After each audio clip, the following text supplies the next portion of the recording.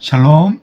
자, 오늘은 누가복음 17장 1절에서 10절 말씀을 오늘 묵상 말씀으로 보겠습니다. 오늘 본문은 예수님께서 제자들에게 믿음의 구체적인 삶을 가르치는 내용입니다. 우리가 믿음의 삶을 제대로 살기 위해서는 몇 가지를 생각해야 되는데, 오늘 본문에서 첫째는 남을 실족시키는 삶을 살지 말아야 합니다. 오늘 본문 1절 2절을 보면 예수께서 제자들에게 이르시되 실족하게 하는 것이 없을 수는 없으나 그렇게 하는 자에게는 화로다. 그가 이 작은 자 중에 하나를 실족하게 할진대 차라리 연자 맷돌이 그 목에 매어 바다에 던져지는 것이 나으니라 라고 말씀합니다.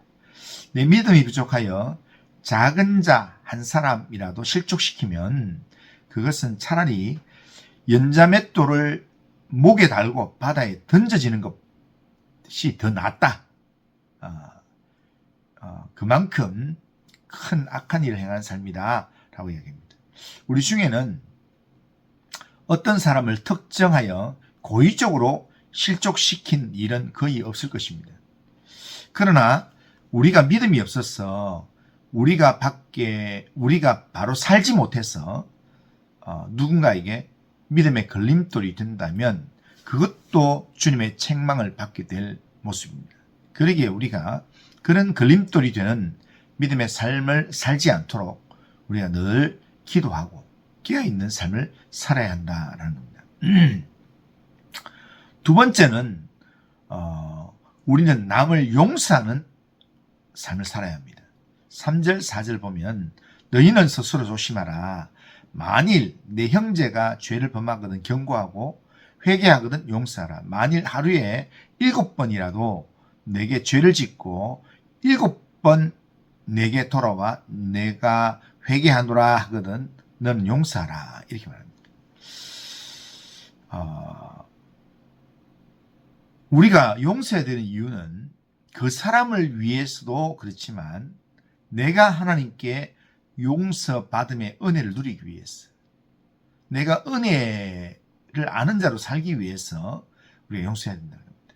예수님께서는 마태복음 6장 14절 15절에 보면 이렇게 말씀합니다. 너희가 사람의 잘못을 용서하면 너희 하늘 아버지께서도 너희 잘못을 용서하시려니와 너희가 사람의 잘못을 용서하지 아니하면 너희 아버지께서도 너희 잘못을 용서하지 아니하시리라 라고 말씀하셨습니다.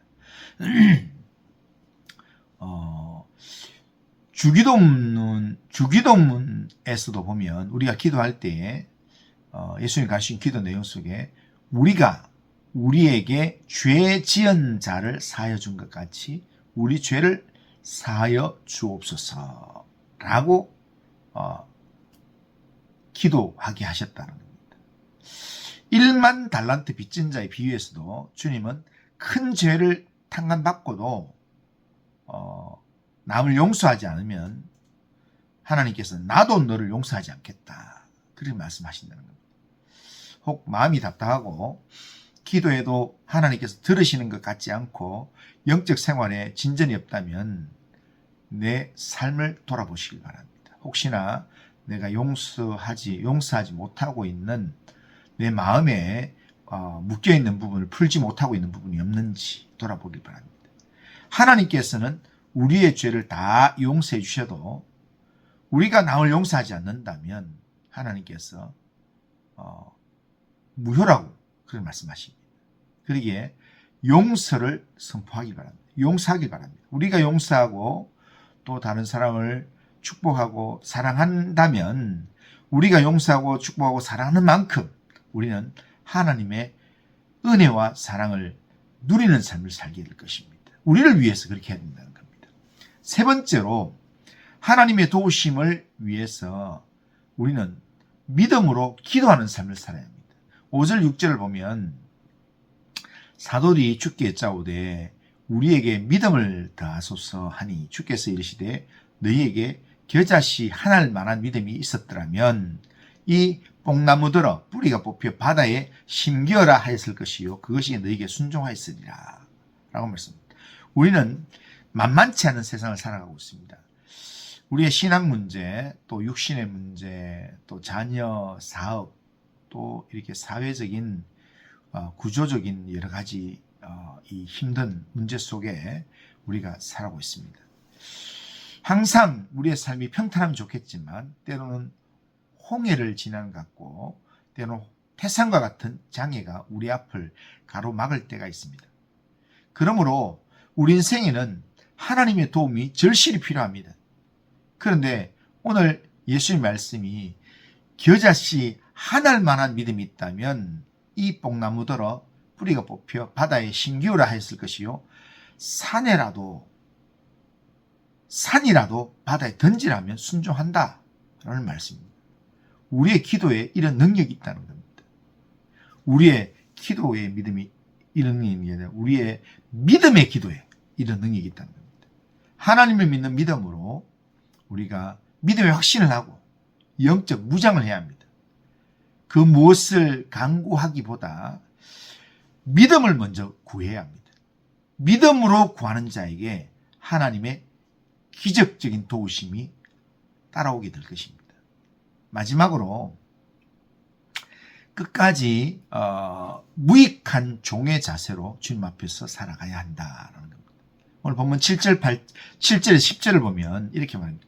너희 중에 누구에게 밭을 갈거나 양을 치거나 하는 종이 있어 밭에서 돌아오면 그들어 곧 와 앉아서 먹어라 말할 자가 있느냐. 도리어 그에게 내 먹을 것을 준비하고 띠를 띠고 내가 먹고 마시는 동안에 수종 들고 너는 그 후에 먹고 마시라 하지 않겠느냐. 명한 대로 하였다고 종에게 감사하겠느냐. 이와 같이 너희도 명령받은 것을 다 행한 후에 이르기를 우리는 무익한 종이라 우리가 하여야 할 일을 한 것뿐이라 할 것이라 할지니라 라고 말씀합니다. 우리가 주님을 따르는 믿음의 일을 열심히 하고 버림받지 않으려면 우리가 주님을 따르는 믿음의 길을 열심히 가고 그리고 주님이 인정하시는 지혜로운 종이 되려면 오늘 이 본문에서 말하는 무익한 종의 이런 믿음의 자세를 가져야 된다는 겁니다. 종이 하루 종일 일하고도 대접받지 않고 저녁에도 주인의 밥상 먼저 봐드린 후에 그리고 난 다음에 다 정리하고 밥을 먹듯이 자기 권리를 조금도 주장하지 않아야 된다는 겁니다. 이것이 진짜 하늘의 소망을 두고 하나님을 주인으로 삼고 하나님 앞에서 종의 믿음으로 사는 성도의 모습입니다. 이런 믿음의 삶을 신실하게 살도록 우리는 기도해야 합니다. 나에게 이런 믿음을 더하소서. 나에게 믿음을 더하소서. 이렇게 기도했던 사도들처럼 날마다 하나님을 찾고 날마다 하나님을 의지함으로 온전히 하나님을 의지함으로 주님이 찾으시는 그런 믿음의 삶을 살아야 합니다. 이런 주님이 원하시는